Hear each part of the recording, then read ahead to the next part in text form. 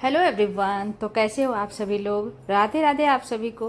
तो यहाँ मैं आप लोगों से कुछ बातें कर रही थी, क्योंकि जब भी मैं अपने घर में क्लीनिंग करती हूँ ना, तो मुझे लगता है कि इस वीडियो को भी मुझे शेयर करना चाहिए, क्योंकि हर किसी का अपना एक तरीका होता है घर को क्लीन करने का, घर को साफ़ सुथरा रखने का। ऊपर से बारिश का टाइम है ना, तो हम लोगों को थोड़ा सा ज़्यादा ही ध्यान देना होता है। कपड़े अच्छे से सूखते नहीं हैं, इसलिए कपड़ों को डालने के लिए मैंने हॉल में ही रस्सी डाला हुआ है, क्योंकि बाहर बारिश होते रहता है कंटिन्यू ना। और बच्चों का कपड़ा होता है जो अगर आप नहीं अच्छे से ड्राई करके पहनाओगे तो वो भी अच्छा नहीं होता है बॉडी के लिए, क्योंकि उसी से रैशेस होते हैं या इचिंग होती है। तो इसलिए मैं कपड़े को ज़्यादातर करके हॉल में ही सुखा ले रही हूँ अभी। और अभी मुझे अपने किचन के जो भी स्लैब है ना अच्छे से क्लीन करना है। तो मैं रेगुलर बेसिस पे तो क्लीनिंग करती ही हूँ, बट वीडियो मैं एवरी टाइम नहीं बनाती हूँ ना, इसलिए मैंने सोचा कि चलिए आज आप लोग के साथ शेयर करती हूँ कि मैं पूरा प्रॉपर कैसे मैं क्लीन करती हूँ अपने किचन के स्लैब को। तो जब भी मैं कुकिंग करने जाती हूँ ना, तो मेरा किचन तो मेरा क्या किसी का भी किचन कितना बार भी आप कुकिंग करो हर बार गंदा होता ही है, नाश्ते से लेके डिनर तक। तो एवरी टाइम तो हम लोग उसको एकदम डीप क्लीनिंग नहीं करते हैं, लेकिन हाँ मैं डेली उसको एक बार ज़रूर डीप क्लीनिंग कर देती हूँ, अच्छे से रब करके स्क्रबर से। लेकिन जैसे डिनर के टाइम में मैं इसको बस पोंछ देती हूँ, सुबह भी मैं उसको गीले कपड़े से पोंछ करके खाना बना लेती हूँ। तो आज तो मैंने सुबह का नाश्ता बना लिया था, उसके बाद मैंने सोचा कि लंच के टाइम में आज मैं क्लीन करूँगी अपने गैस को, तो मैं आप लोग के साथ ज़रूर शेयर करूँगी। तो मैंने सारा काम कर लिया है, बस किचन का ही काम बाकी छोड़ा ही था मैं, क्योंकि मुझे बहुत लेट हो जाता है ना, लगभग 12 बज चुके थे। मुझे नहा करके पूजा पाठ भी करना होता है, तो वो सब मैंने कर लिया है। उसके बाद मैं आ गई किचन में क्योंकि मैंने खाना बना लिया था और मुझे था किचन को क्लीन करना। तो जब भी जैसे नाश्ते का बर्तन होता है, तो जैसे आज मुझे वीडियो शूट ही करना था, तो मैंने नाश्ते का बर्तन भी नहीं साफ़ किया था, क्योंकि ज़्यादातर करके इतना लेट होता नहीं है, लेकिन क्योंकि मुझे आज शूट करना था तो मैंने सारा काम उधर का कंप्लीट कर लिया है। उसके बाद मैं किचन आई हूँ।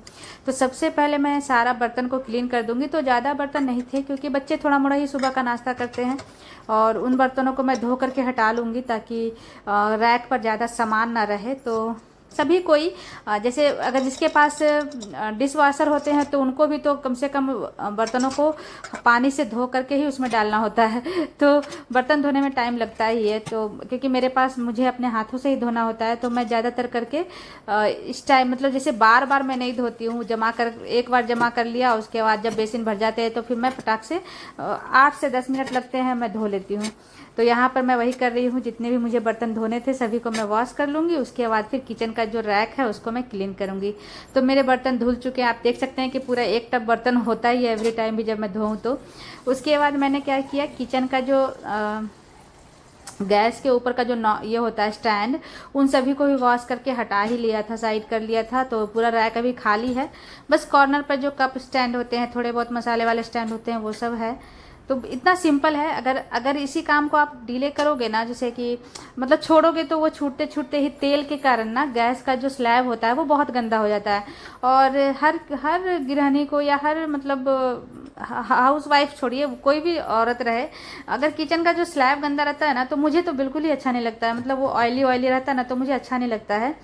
तो मतलब जो भी लोग क्लीनिंग करती होगी, मैं तो मतलब मुझे लगता है कि सभी को ख़राब लगता होगा कि मतलब ऑयली ऑयली लग रहा है रैक। तो इसलिए फटाक से आप क्या करो, जैसे मैं क्या करती हूँ, जो जिस जिस मतलब लिक्विड से मैं बर्तन धोती हूँ ना, जैसे विम जेल है या फिर कोई भी ऐसा जेल जिससे धोते हैं आप बर्तन, उसी को आप स्क्रबर में थोड़ा सा ले करके एकदम एक बार आप उसको हल्का सा पानी ले करके एकदम अच्छे से रगड़ दीजिए।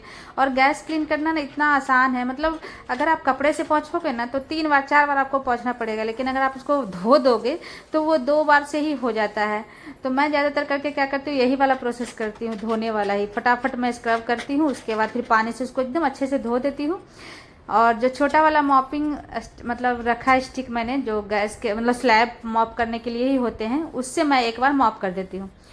हर किसी की अपनी एक आदत होती है, जैसे जिसको जिस तरह से रहने का अच्छा लगता है वो वैसे ही रहते हैं। तो ये मेरा स्टाइल है, हो सकता है मेरे से भी बहुत अच्छे से लोग क्लीन करते होंगे अपने घर को, लेकिन मेरा घर है, मैं अपने हिसाब से ही क्लीन करती हूँ, मैं अपने हिसाब से ही इसको रखती हूँ।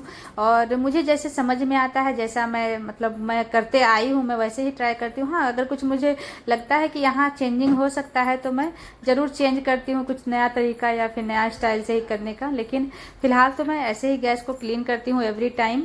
तो एवरी डे एक बार ये क्लीनिंग मैं कर ही देती हूँ, ताकि जो भी जैसे अगर आप क्लीन ना करो ना, तो जो छोटे छोटे फूड पार्टिकल्स रैक पर गिरे रहते हैं ना, उसी के कारण चींटियाँ आती है, उसी के कारण कॉकरोच होते हैं। तो मुझे मतलब कॉकरोच जो किचन में होते हैं ना, वो मुझे मतलब पता नहीं कि घृणा जैसा फीलिंग आ जाता है। इसलिए मुझे ना मतलब छोटे छोटे कॉकरोच जब भी मैं देखती हूँ ना, तो जल्दी से मैं कुछ ना कुछ उसके उपाय कर देती हूँ ताकि वो ख़त्म हो जाए, मतलब बढ़े ना। तो इसलिए मैं किचन को हमेशा साफ़ सुथरा रखने का कोशिश करती हूँ। तो बस आपने देखा कि मैंने फटाफट धोया, उसके बाद मॉप करने के बाद बस 1 से 2 बार आप इसको कपड़े से पानी हटा लो। उसके बाद सूखे कपड़े से एक बार गैस को क्लीन कर लेती हूँ, ताकि इसमें जो पानी के जो बूंद के जो ड्रॉप्स के जो सूखने के बाद कैसा एक स्टील के ऊपर दिखने लगता है, तो वो मुझे अच्छा नहीं लगता है। और अभी मैंने गैस को न्यू, मतलब ये जो मेरा चूल्हा है ना वो न्यू है, तो आप समझ ही सकते हो, क्योंकि मैं बहुत दिन से सोच रही थी कि मुझे 3 नॉब वाला चूल्हा चाहिए। तो मेरा मतलब मेरे हस्बैंड बोले भी थे कि ले लेना, लेकिन मेरा था कि मुझे वो जो टफ एंड ग्लास वाला होता है ना, वो मुझे नहीं चाहिए था, क्योंकि मैंने देखा है कि वो ब्लास्ट हो जाते हैं, मतलब टूट जाते हैं जनरली शिफ्टिंग विफ्टिंग के चक्कर में, या फिर कुछ ऐसा कुक करो जिस पर वो नहीं अच्छे से रह पाता है, तो मुझे उससे डर लगता था, इसलिए मैंने स्टील का लिया है।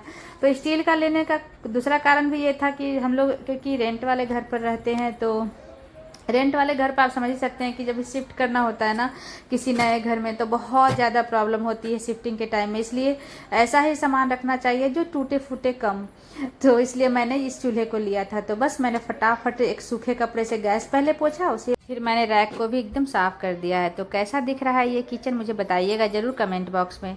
तो मिलते हैं नेक्स्ट वीडियो में, और मेरा ये रूटीन कैसा लगा आपको वो भी बताइएगा।